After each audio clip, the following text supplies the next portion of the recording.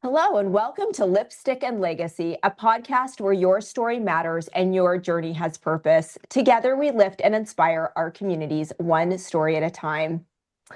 Welcome, Dr. Richard M. Samuels. How are you today? I'm doing fine. How about yourself? I am excellent. So, I am really interested in your life, in your life's work. I did some research on you, and you are an incredible person. I was like, oh, he's really legit. Like, you have this amazing life. Dr. Samuels, you have nearly 5 decades of experience in psychology. What first sparked your interest in understanding the human mind? It's an interesting question. It goes back a few years. Originally, I was studying electronics engineering. I have a degree in electronics engineering. I worked at broadcast radio, mostly, a little television, and I enjoyed that. But I realized that that was a very unstable profession from my perspective. The first job offer that I had in radio was paying my own expenses to move out someplace to Kansas, find my own place, and work with a possible 3-month contract. So I figured that wasn't the lifestyle that I wanted to lead. So I went back to school and got my doctorate and a postdoctoral fellowship in human sexuality. And at that time, the sex revolution was underway. So Mhm. it gave me an opportunity to specialize in that area. And most of the work I did in the beginning, besides working at the university, because I was hired by the medical school with the Department of OBGYN to do the psychological work as a pre-screening device for women who wanted breast augmentation. Hmm. That's the way it started. Wow. And uh, and so I did a lot of those evaluations. And from there, I decided to stay in psychology because I felt that that was a very interesting area.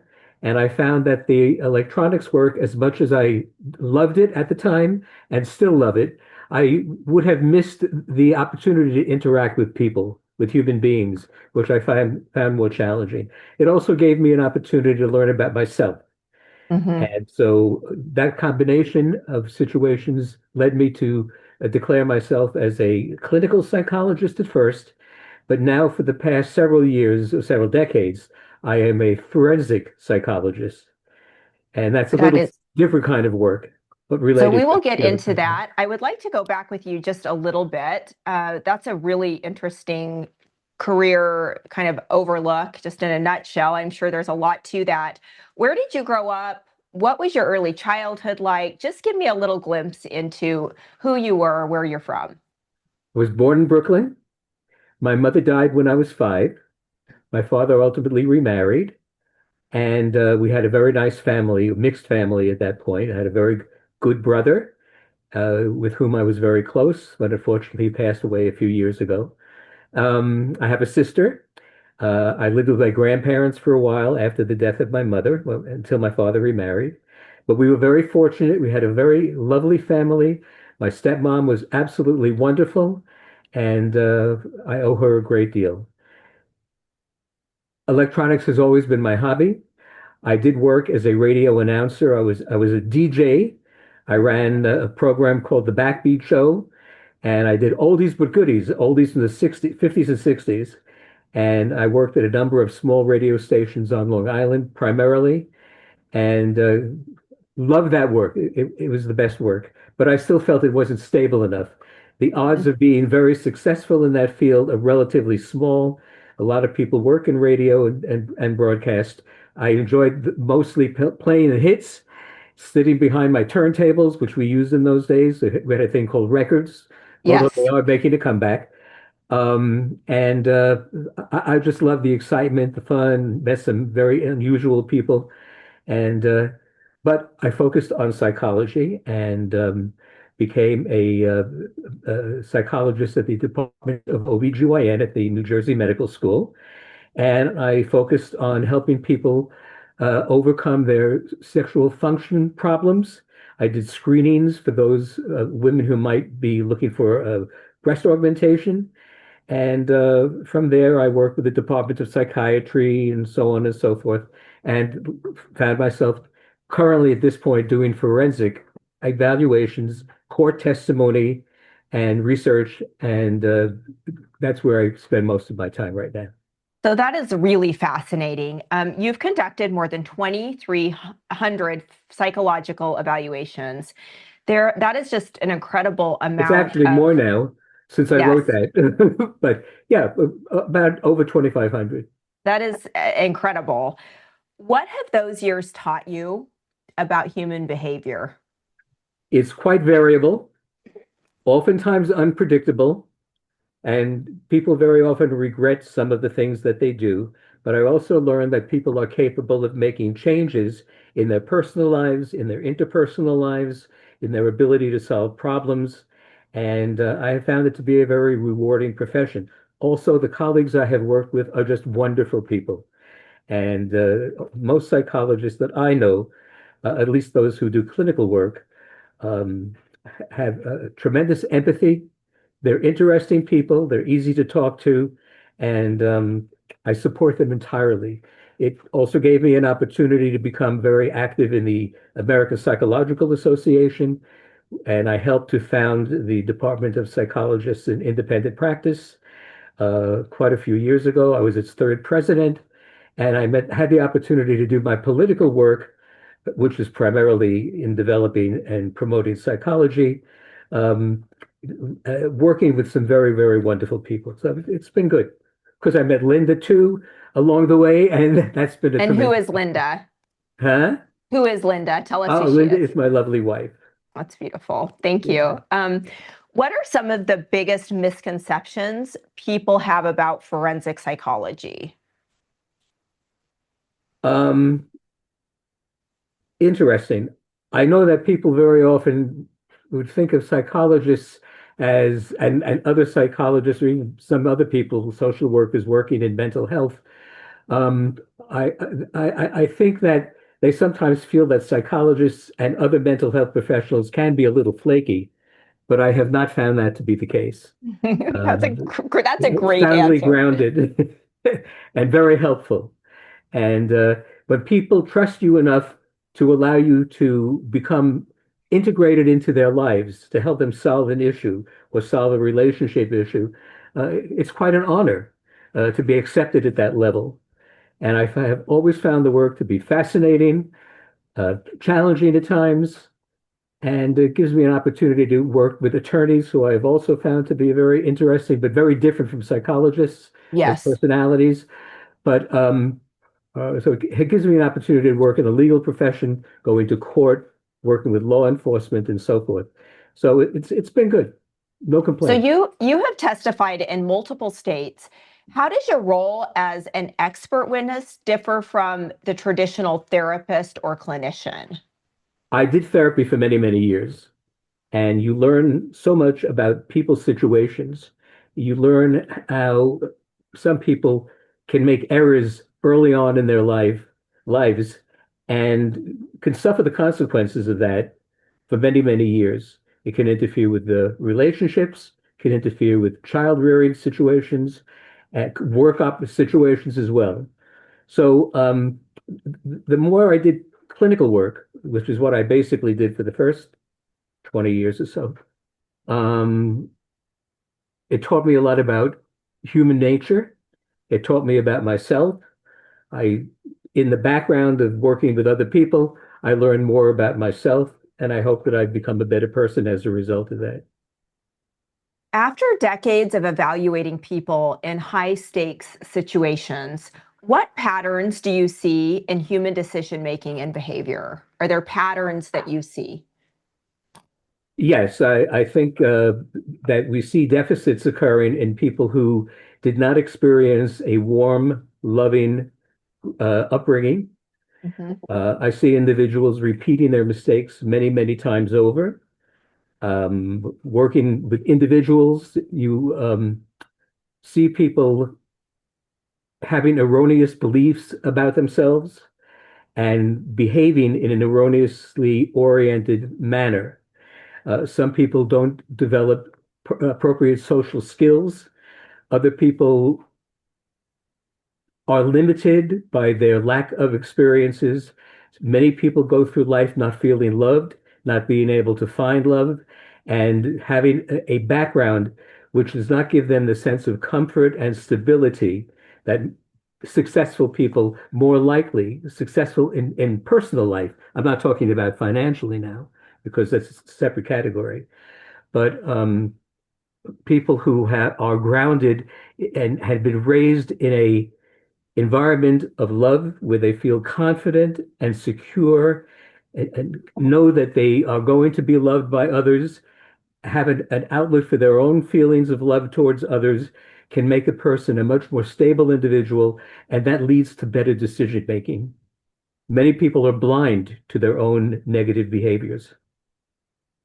So you go into the prisons, you go into the jails, you talk to inmates, you evaluate them. Why do you think our prisons are just bursting at the seams? I know that, I work in education with children. I think it's the statistics like 1 in 4 kids have somebody that they love in a prison, whether that's a parent, an aunt, an uncle, somebody close to them. Mhm. Incarceration is a huge problem that faces our country and the children of our country as well. Why do you think the United States has such a high volume of people in prison? I'm not sure that the percentages are higher here than in other countries, in all honesty. I don't know the specifics. I was going to look that up, but I forgot. So, um, but we have a fairly large prison population here. We do. In part, that's probably due to the fact that our lifestyle allows us to make choices that people in other types of countries where they're more authoritarian governments and so forth don't give those people that opportunity. Hmm. So if you have fewer choices, and if you are raised in a very strict and rigid environment, it may limit your thinking. And maybe the more prominent uh, behavioral construct that a person has is one of repression and one of anger. So we're fortunate in the States to have that degree of freedom, which allows most of us, at least not all of us, to choose our path, have more control over our path than other people may have in other parts of the world where the limitations exist on what an individual has the opportunity to engage in. That's really interesting. What do you find in like recidivism rates when you go in and you talk to a prisoner or somebody in prison, jail? Do you find that most people are kind of stuck in this cycle, or do you find that they can change and they can turn their lives around? Number one, people can change. Not everyone is capable of that, however, and a lot depends on their degree of emotional maturity. If an individual is open-minded, if an individual is doesn't have an overt degree of anger, then they can function with more opportunity. If a person grows up filled with anger, filled with frustration, um, they find themselves hemmed in by those emotions, which are very negative and can therefore cause a person to stumble in life. If you have trouble dealing with your parents growing up, you may take that into your adult life and may have difficulty maintaining a healthy relationship with a partner, a Mm. spouse, a friend, whatever the case may be, your own children for that matter. And so the healthier a person is individually, that is, the luckier they were in their rearing, the more loving their family, the not having to live in poverty, always feeling that there was someone there to depend on, getting emotional support and encouragement from loved ones around you. That adds tremendously to the foundational elements of your life. And the more concrete, well, I don't want to use the word concrete because that's a play on words and I didn't mean that. The more solid your upbringing is, the better you understand yourself, the more reinforcement you have about your own self worthwhile. If people tell you you're a good person, under the right circumstances, of course, and you get that constant support throughout your lifetime, and you know that if you need someone, they're there for you, and that they love you and they accept your love, that gives you tremendous strength in being able to go out in the world where the world may not be quite as favorable as what you experience in a healthy home. And but it gives you the ability to trust people, gives you the development of self-confidence, and all in all is a much healthier way of being and a luckier way of being if you have that opportunity. Of course, if you have an opportunity to go to school, going and getting an education in whatever it might be, as long as you're good at something, you can always find a way to enhance yourself and derive satisfaction from feelings that you're doing the right thing, that people around you are confirming that you can see the product of your own work and feel pride in that work. And so if you have those basic fundamentals, it gives you a tremendous advantage over people who don't have that. And I've seen a lot of those people over the years. And I'm sure. yeah, so Have that's you our job ever? is doing therapy. I'm sorry, Oh, go is ahead. doing therapy to give them the tools to develop what they didn't get when they were younger in a warm family life opportunity. You go in and meet with clients or people that you're working with into prisons and jails. Have you ever been scared? Have you ever felt that somebody is not safe when you're around them? Are you able to just really put that aside? Like, what's that like? Initially, when I first started doing this, yes, I was apprehensive, like most people would be going into a jail setting. Um, I guess I lived a very fortunate life, and I didn't experience that type of thing in the streets and stuff. But when I first went into the jails, um, I number one, the jails that I have worked in, and that's both back east and out here in Arizona, you're pretty much protected when you go in. There are guards there.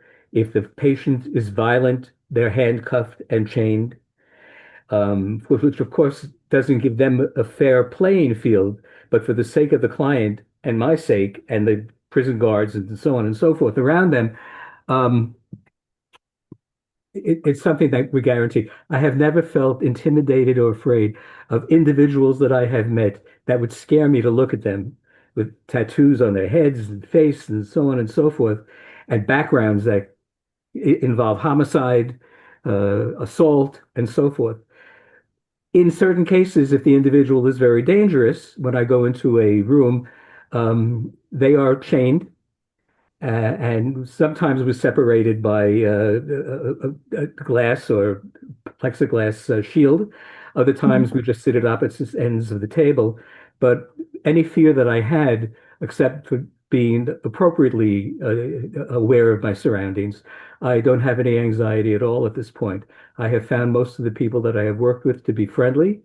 I'm talking about those that are in for criminal offenses, murder, and so forth as being human beings that have their issues, obviously, but I also see them in the light of someone who's aware that people can make bad decisions in their lives. Sometimes people can't control their emotions. They haven't been taught to do that. And so I have overcome my fear. Am I cautious? Yes. Am I grateful sometimes if the patients that I'm seeing are chained down to the floor or chained down with their hands? Yes. Although I always have to have one hand free for them to fill out the tests. And so Wow. maybe a little less fearful than others who don't have that experience. And I found some very nice people who've done some terrible things. And it's nice to know that I have an opportunity to help them. Wow, that's very interesting. So you see these people, and kind of what you've said or what you have said is that most of them have these traumatic backgrounds, histories. They weren't nurtured properly in their homes as children, whatever that looked like. They didn't have their immediate needs met. They didn't have shelter, food. They were being abused, whatever that is. Do you find, though, on occasion, or what is your experience with people who were raised in nurturing homes that had education, things like that, that do horrific things? And what triggers somebody to do those things when they've been given kind of everything that you would think would make somebody a healthy, thriving person in society? In the early part of my career, I saw what we refer to as Yavis patients, young, attractive, verbal, intelligent, and I forgot what the S stands for, something else having to do with intelligence. These people have had typical backgrounds, and these folks get into difficulty, and they're generally not violent. So I would be involved with individuals who may have committed theft or may have uh, uh, engaged in relationships that turn out to be unhealthy for them or their partners. Uh, in those cases, it can be different from the criminal population, with whom I tend to work with more frequently at this point. Um, People who have criminal backgrounds sometimes become that way because of bad luck, sometimes become that way because they have they don't see any alternatives to themselves. If they need money, for example, uh, their best choice for them, the way they think, is to steal something or take someone from somebody, rob somebody. Um, but the more options you have, and that's generally based on a strong foundation of being raised in an environment that teaches you the possibilities of life, teaches you that there are healthy solutions for most problems, not for all, healthy solutions, healthy ways of interacting with a potential love partner, uh, a lifetime partner. You can, and that you can figure these things out. And if you don't, and you can't figure it out, you're smart enough and not defensive enough to the point where you interfere with your own ability to learn and grow emotionally. Mm. Many people stop growing emotionally at a too early age, or they fixate at an unhealthy level of development, and therefore they have more difficulty. But a therapist who works with these individuals does have an ability to teach people how to rethink their lives, to rethink a relationship, to rethink possibilities in their lifetime. And as a result, many people who suffer initially after a course of therapy can overcome these problems, uh, can become stronger, healthier, better individuals, better parents, better partners, emotional partners.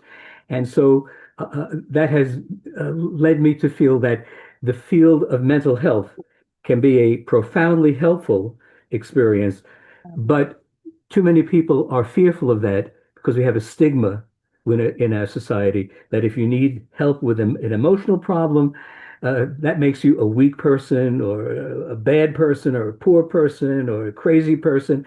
And so that limits many people from engaging in what would be a helpful path for them.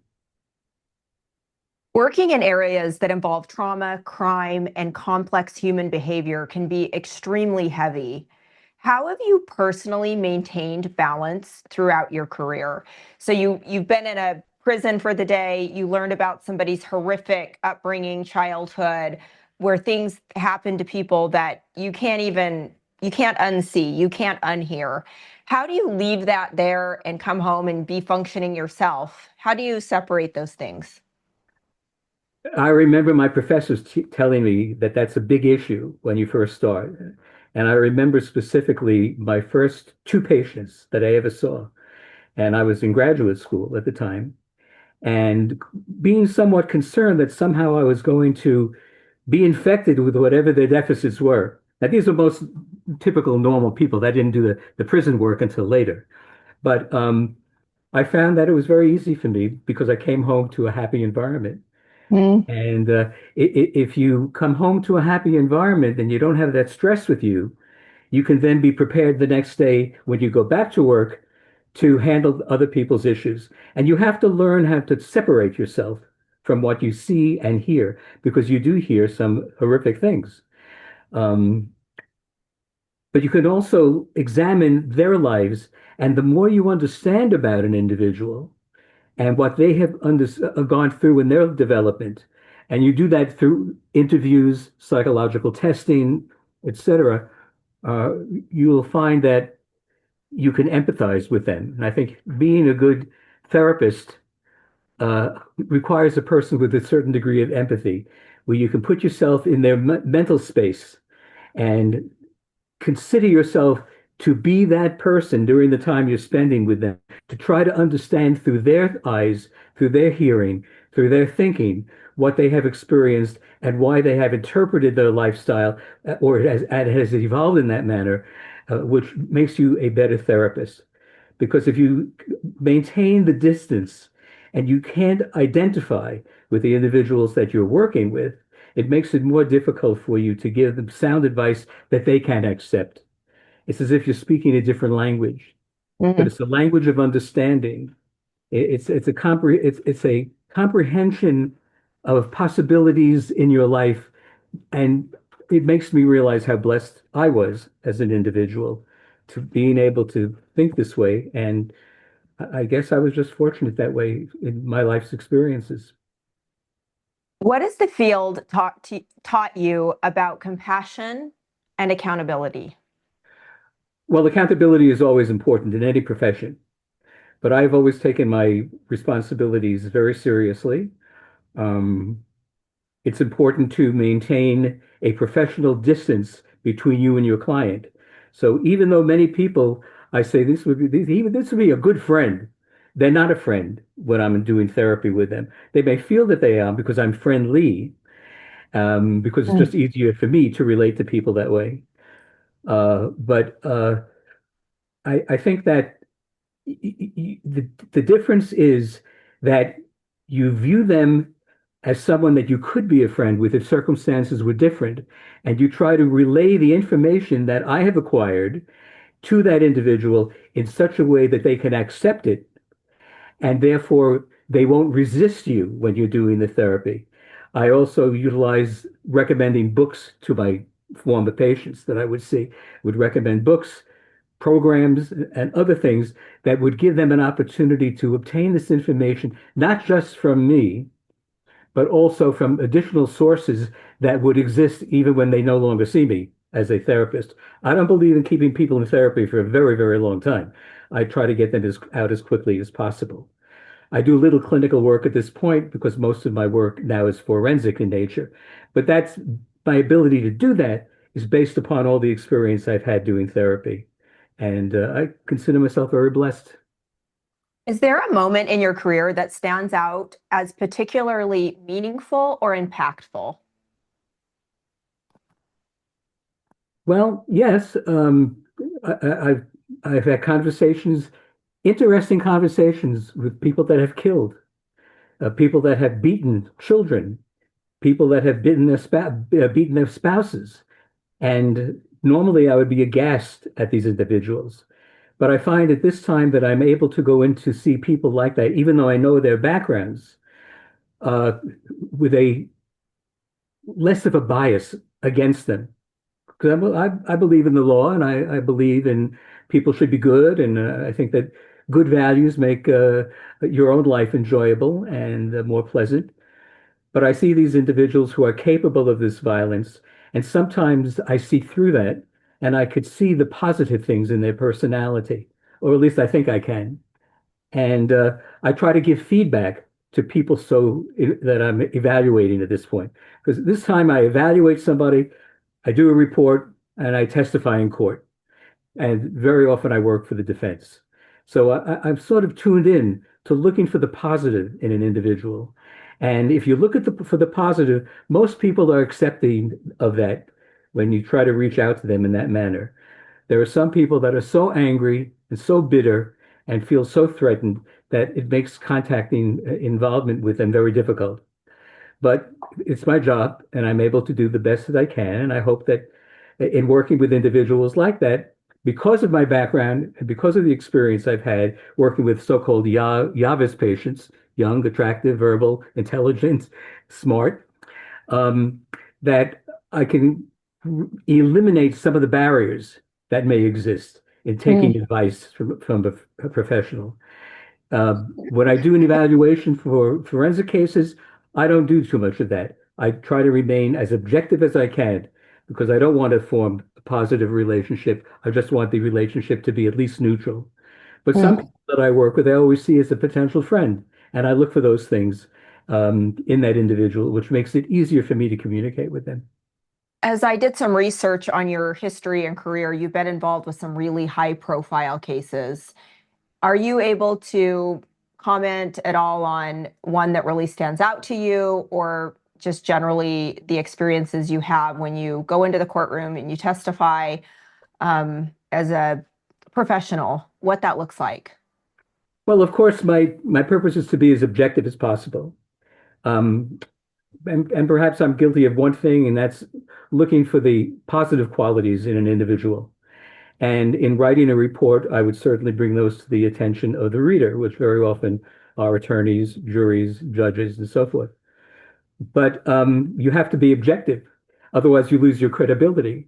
So in writing an objective report, I try to minimize any negative biases that I might have towards these individuals, um, and look and see what their potential may be, and make recommendations based upon that. Um, it's sometimes a challenge, but most of the time at this stage in my life, I don't have too much difficulty doing that. How has forensics changed over your career? I think we depend on, unfortunately, psychology is not a hard science. And while we do have various tests and other tools that we can use to classify individuals with respect to uh, their diagnoses, and therefore we have certain patterns that we look for when we're writing the report and bringing it to the attention of the referring source. Um, I would say that what is being professional as a psychologist? It means not to stepping over certain boundaries. We have to Mhm. maintain professional orientation. So we don't want to become their friend. Although there are some people that I've met that it would seem impossible for me to have thought that before I met them. I could be friends with those people, even those that have done horrible things. And I guess that's because I look for the positives. And that might make my view of these individuals a little more unbiased and professional, and therefore lead to a more uh, unbiased and favorable report. Because I can see these things that an individual has as a potential. What improvements would you like to see in psychology, incarceration, all of that? What could help people? What could help? These are big questions. I know that I'm just looking for your perspective on changes you would like to see. What would really help society and the people that are incarcerated? So many people that I see are broken. And in a normal situation where you're working with a person who functions on the outside and does fairly well and can sustain a relationship and could be a good role model for their children, um, they're fine. It's just part of the norm, the range of normal human behavior. And so I understand that not everybody's like me, thank goodness. And not everyone is the same. And there could be a wide variety of child rearing situations that people can engage in that can still deliver strong, well-adjusted young adults out of that background. There are some people, though, that have not had that opportunity. And so, what I would think would be very helpful is that mental health would become more integrated into our society. And there are some TV programs that do a pretty good job in doing that. And I think that the more people know about psychology, uh, patterns of behavior, ways of developing strong qualities in your own children or of those that you have a role in raising can go a long way in helping the next generation. When you raise a kid who's angry towards their parents, who always feels that they're under criticism by their parents, or doesn't feel any love whatsoever, uh, those kids grow up into adults that have a lot of animosity, a lot of anger, and they're the ones that have more of an opportunity to engage in violent behavior. That doesn't mean that somebody in a moment of intense anger can't act out in a violent manner. That can happen, even to the best of us. But for those that haven't had that opportunity, that experience, or have missed out on a strong feeling of being loved as a child, they can go through life with a chip on their shoulder, a feeling of anger, a tendency to use their fists and not their words, and uh, they can look for shortcuts because they don't see themselves as being successful in life. And in order for you to feel successful in life, you really have to emerge. You don't have to. It's better to emerge from a background of love and caring and support and guidance. But not everyone is fortunate enough to have that. And so when you're missing that, talking to somebody whose profession is that and might be able to guide an individual, who might be able to refer an individual to the literature that's out there, whether it's in a book form, a television program, radio program, or whatever.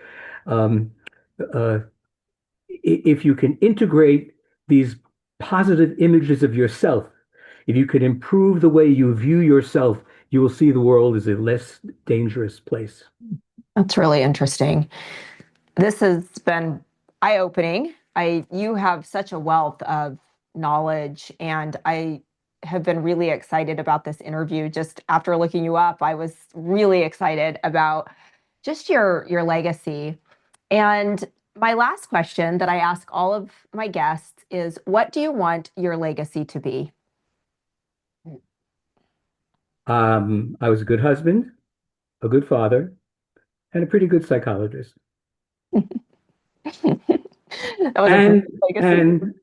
and and a former engineer who loved radio broadcasting, which was my first love, I love that. That was a long time ago, long time ago.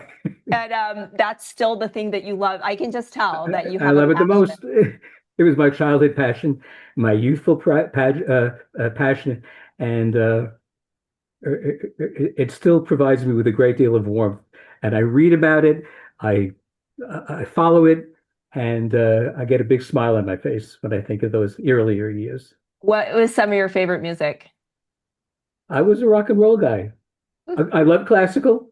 I do. I always listen to my parents listened to classical, um, but I was a rock and roll guy, and that was Favorite band? 50s, 60s, 70s, and then as I got older, I stopped listening to the current music. But that's typical of people as they So get what's older. like your favorite band?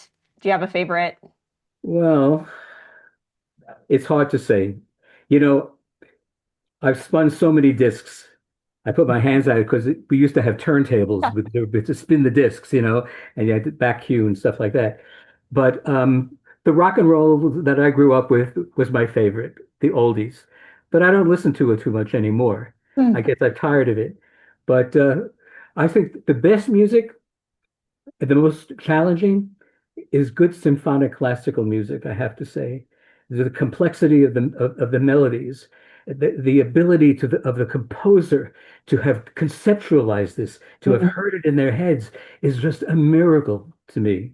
I could only do that by listening. They did it from inside their heads. And that to me was a tremendous achievement, and that's a real legacy. It is. My oldest son is a musician, and it's incredible for me he can hear a piece and he can play it and he composes beautiful. That's incredible. And I just don't know where it came from. And it's a gift. It's truly a It's gift. it's a true gift. It's a true gift. I didn't have that ability. Me I either, was but just you have the I was ability to a listen. I listened to it and I played the discs. I spun the hits.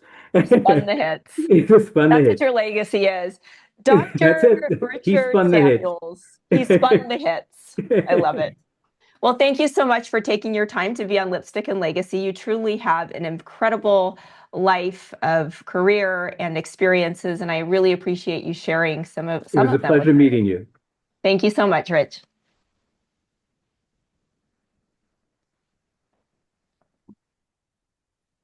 Is it off?